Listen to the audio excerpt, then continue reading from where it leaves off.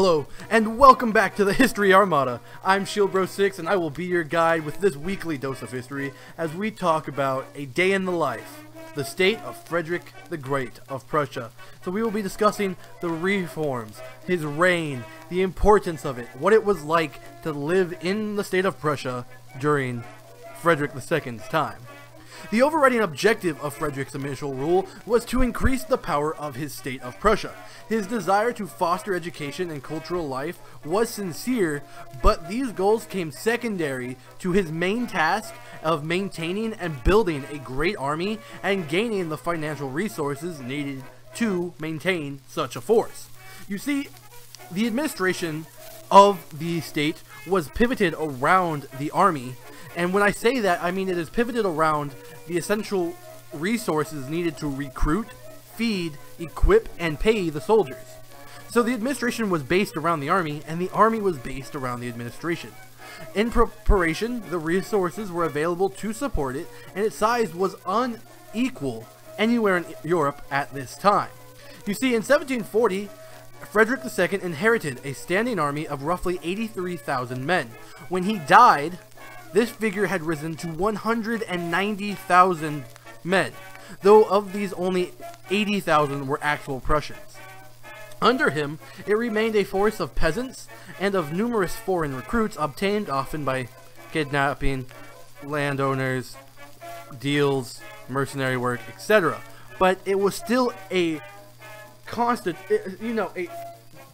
a ridiculous number to jump from 83,000 to 190,000 during his reign alone.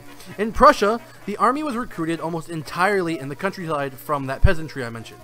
The function of townsmen was to pay for it through their taxes, not to serve in it. So if you were in the towns, if you were working in the industry, if you were a businessman, you were not worried about the army. You were paying your taxes to support the army, but you did not participate in the army. Up to a point that Frederick even tried to protect the peasants and the soldiers against the demands of the Junker landlord officers. In 1749 and 1764, he issued decrees limiting the obligations of the peasant to his lord. He made it easier for the peasants to get away from their lord, for them to have other duties, and for them to serve in the army. But these were essentially efforts to prevent the plight of the peasant from becoming too extreme. He even told his officers not to treat the men, quote, like serfs.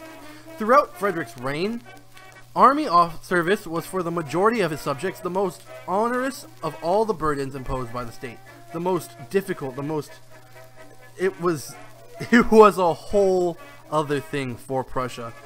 I believe there was a saying that many states have an army, but Prussia was a state where an army that had a state. And what it means by that is like it was so fundamental for Prussia. Like, you think Prussia, you think of the army. You think Prussia, you think of Frederick the Great. They are militaristic. They are renowned. They are hard trained. Like, yes, other armies are good, but this state existed for the army. Not literally, but that's kind of what it's saying here. So the financial demands for such a serious conflict that this army would engage in were constantly on the mind of Frederick the Great, and had disparate struggles between 1756 and 1762, and it confirmed in his beliefs that changes were necessary. Which brings us to his tax systems. Much of the tax system based on the tax of food paid by the towns and by the contribution of property tax throughout the countryside, supplemented by the profits of royal domain, was essentially unchanged.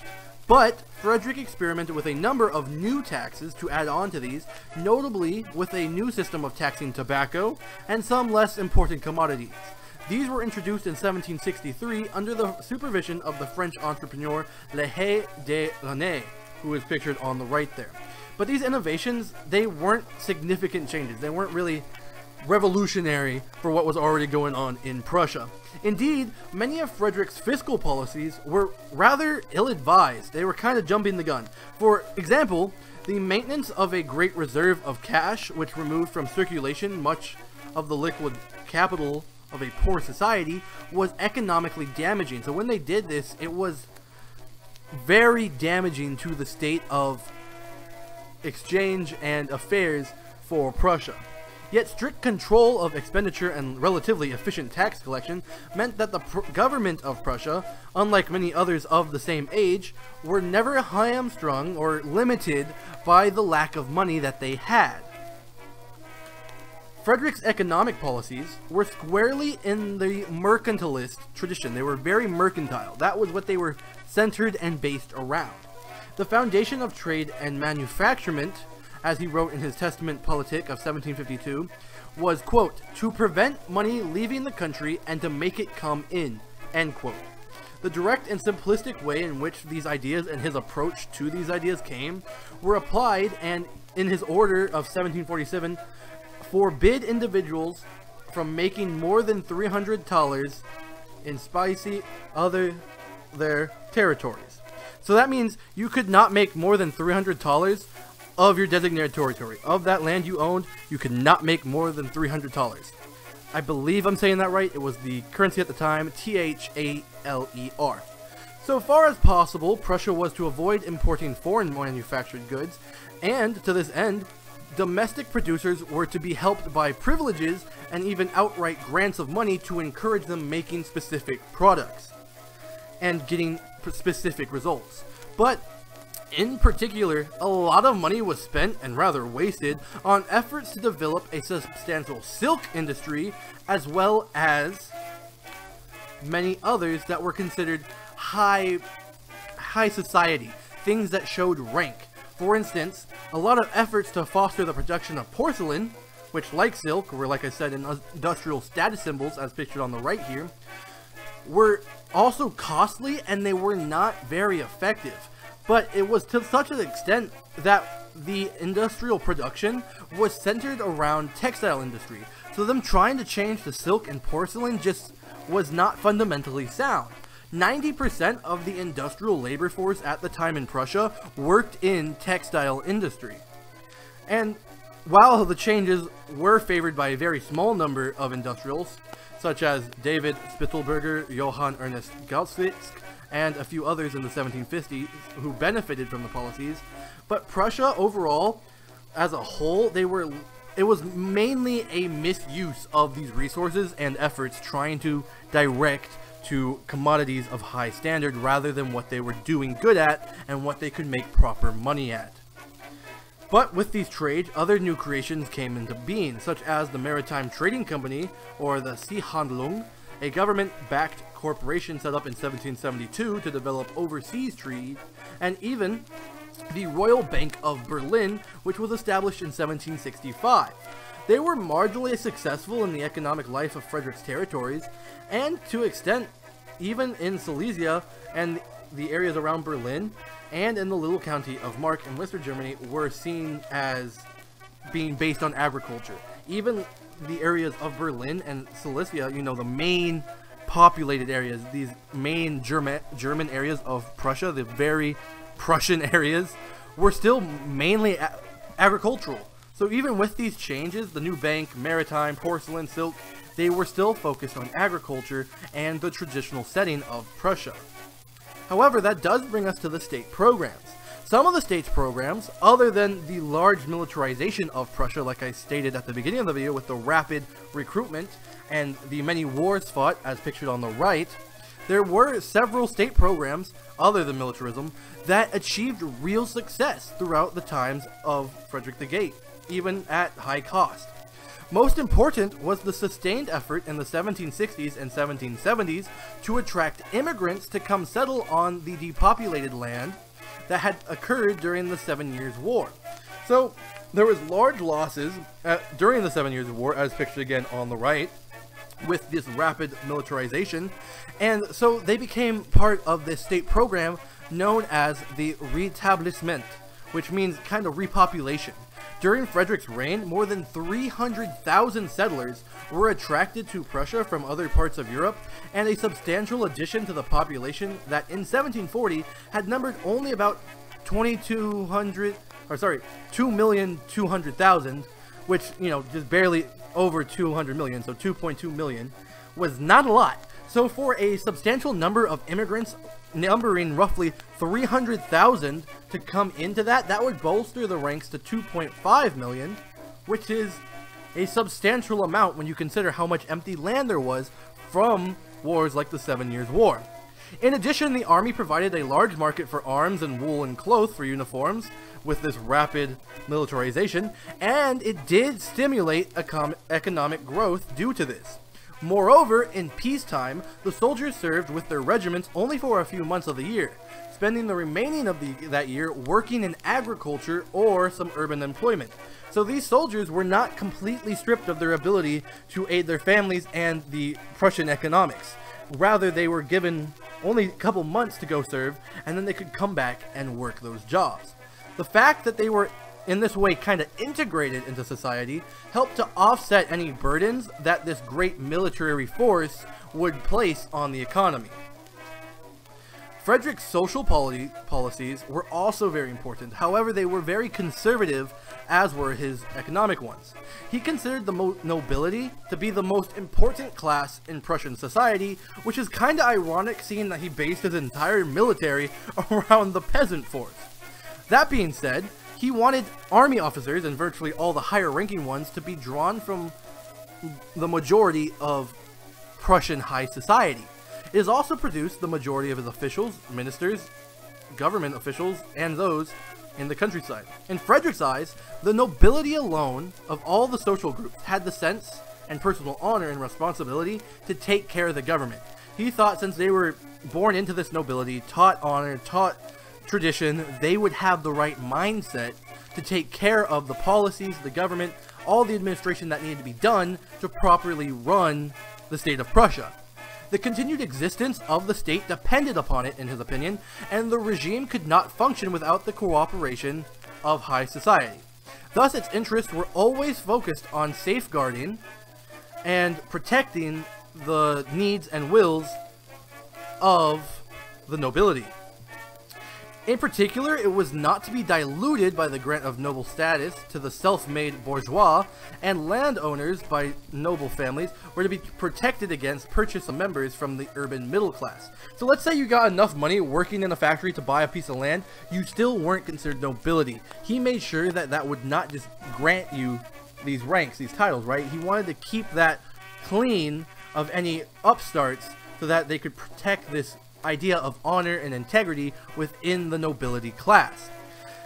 Given this attitude, it is not surprising that his reign saw little practical improvement for the peasantry, or for really any of the surrounding areas of Pomerania, Brandenburg, or East Prussia. And those areas I just listed were also still personally unfree, owing labor services to the noble landowners that you lived on and worked for. In principle, Frederick sincerely disliked serfdom as a system. In practice, however, he realized that any rapid movement against it risked the disruption of Prussia's agricultural life, as well as the erosion of the position of that important nobility that he liked to protect. So his efforts to improve the lot and life for the peasant subjects within his state were therefore really just gestures and kind of crowd pleasers rather than actual change.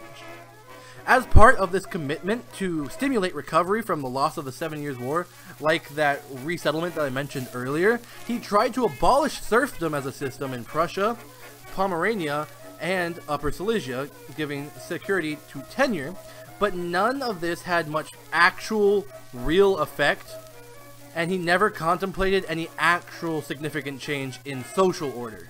So he's like, yeah, okay, we might get rid of this system, but that does not mean there will be any upward mobility.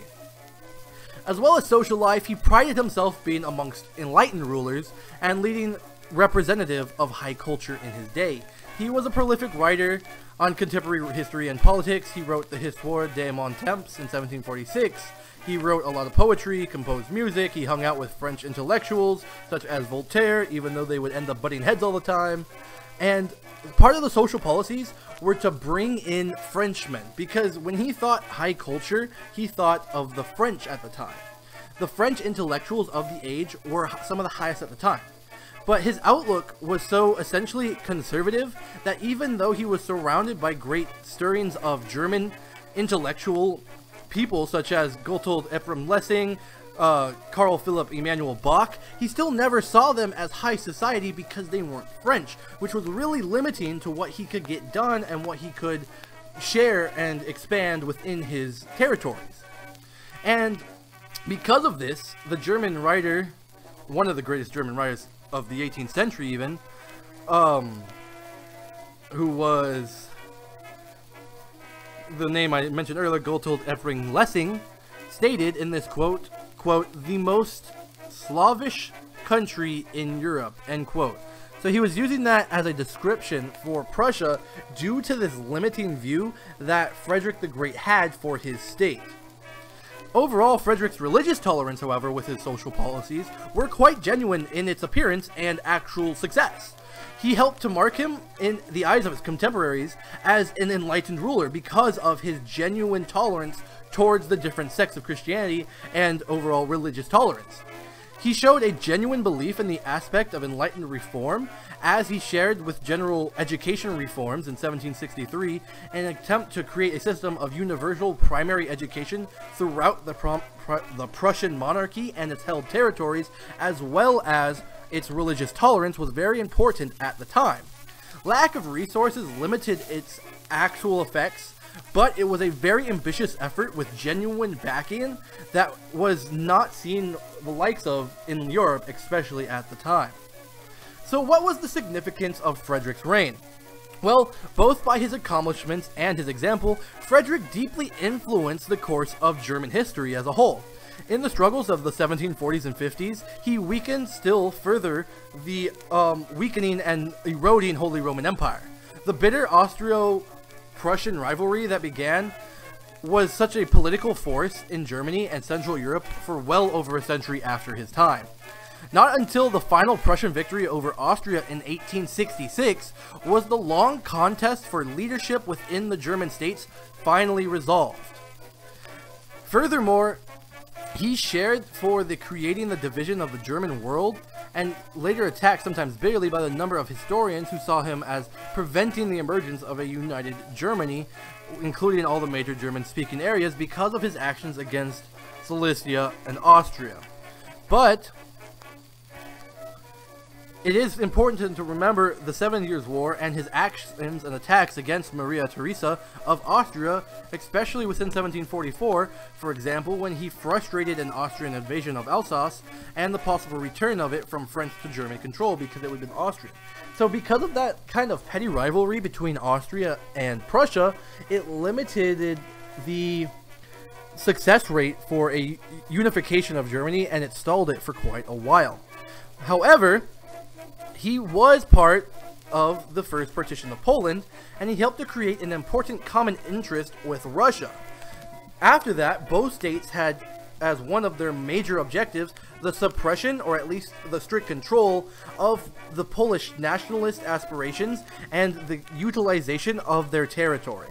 For generations to come after these partitions that are shown on the screen now, the attention to Eastern Europe and making it less Western in some of its political attitudes was turned against Prussia by Russia and the controlled territories of the partitioned Polish, because they held such a resentment for the West and Germany due to its coinciding efforts against them with Russia. But the significance is there about the partitions of Russia. I mean, it's just very important to remember how he helped change the course of Europe. Yet in many ways, Frederick deserved the admiration in later generations, especially in Germany, and that is increasingly felt for him. For all his social and intellectual conservatism, he never ceased to feel himself in sympathy with the enlightened intellectuals at his time and political strivings of the age, as he was very tolerant and had humanitarian aspects. He got rid of state torture as a system. So let's say you were arrested in Prussia. One of his first acts as king was to abolish torture as a device of the government, which was a huge step and often celebrated by the enlightened intellectuals at the time. He built the foundations, and he built upon the foundations from his father, and he continued to do so, laying that to consolidate such a Prussian ethos of duty, effort, and discipline that it created that idea of what Prussia is, and the militarization that goes with it all the way up to World War I and sometimes World War II, essentially. So overall, it's important to analyze what he had done, especially in his time, with the reforms, the systems, and of course the warfare. He wasn't called Frederick the Great for no reason. Thank you so much for watching. I hope you learned a little bit about a day in the life of the state of Frederick II of Prussia. That was your weekly dose of history. I hope you enjoyed. If you did, please consider hitting the like and subscribe button for me. If you have any comments, suggestions, concerns, if I got something wrong, or if there's something you would like to hear about, just let me know. Furthermore, check out the links in the description of the video if you want to further support me. And as always, I'm ShieldBro6 for the History Armada, and I'll catch y'all next time. Thanks for watching.